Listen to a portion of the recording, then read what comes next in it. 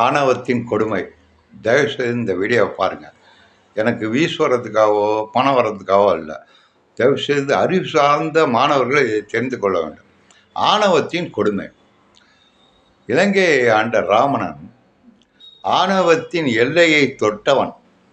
அவனை பற்றி எல்லாருமே தெரிஞ்சுக்க வேண்டிய விஷயம். இலங்கையோட அரச ஆண்டவன், இலங்கை தீவையே ஆண்டவன்.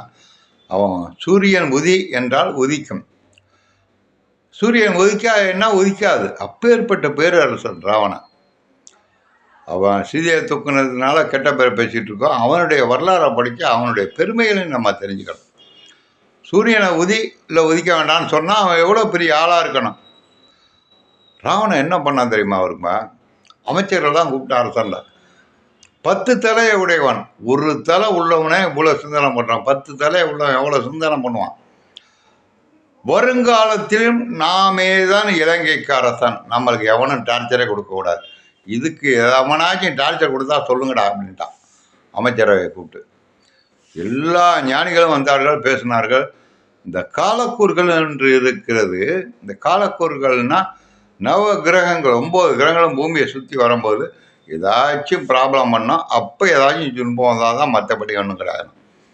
காலக்கூறுகள் சுற்றி வருகிறதா? புறா யாரா காலக்கூறும் 9 நவகிரகங்களையும் கூப்பிட்டான். எல்லாரும் அடிபடிஞ்சு கீழே வந்துட்டான். அவன் வேதங்களை கற்றவன். சொன்னது பழக்கம் நடக்கும். என்னடா உங்களால் தான் எனக்கு பிரச்சனை வருமே, படுங்கடான்ட்டான் எல்லாரையும். ஆணவத்தின் வலிமை சொல்லுகிறேன். அவன் சிம்மாசனத்துக்கு ஏறும்போது 9 பேரையும் படுக்க வச்சான். மேலே ஏறான். பார்த்தாரு, இது பெரிய என்னடா நவகிரகங்களே படுக்க வைக்கிறானேன்னு நாரதர் வந்துட்டார். வந்தவன் அவருக்கே பயம். அவனே தூக்கி சாப்பிட்ருவான். அது என்ன நாரதர்? நான் கரெக்டாக தான் பண்ணி, நீ கரெக்டாக பண்ணுறப்பா. ஆனால் பாரு, ஒன்னே ஒருத்தன்னா அவன் மதிக்கிறான் பாரு, சனிக்கிறான். அவனை மட்டும் மல்லாக்க போட்டு மிதி அப்படின்னார். நான் மிதிக்கும்போது குப்புறப்படுத்திட்டா இருக்கான். எல்லாரையும் மல்லாக்கா போட்டு மிதிச்சா தானே அவனுக்கு பெருமதி. குப்புறப்பட்டி அமைக்கிறேன்னா எல்லாரும் மல்லாரா படுங்கடான்ட்டான். மல்லாக்கா எல்லாம் மல்லாக்கப்படுத்தி வந்தாலும் ஒவ்வொருத்தனையும் மிதிச்சிக்கிட்டே போனான். சனிகிரகத்தை மதிக்கும் போது சனிகிரகம் பார்த்து இவனை சிரித்தது. அன்னைக்கு சனி பிடித்தது. ராவணன் அடிந்தான். என்ன தெரியுமா? இந்த ஆணவத்தின் வலிமை அழிவுதான். அந்த ஆணவம் எதனால் வருகிறது என்றால் தன்னுடைய பெருமையினால்.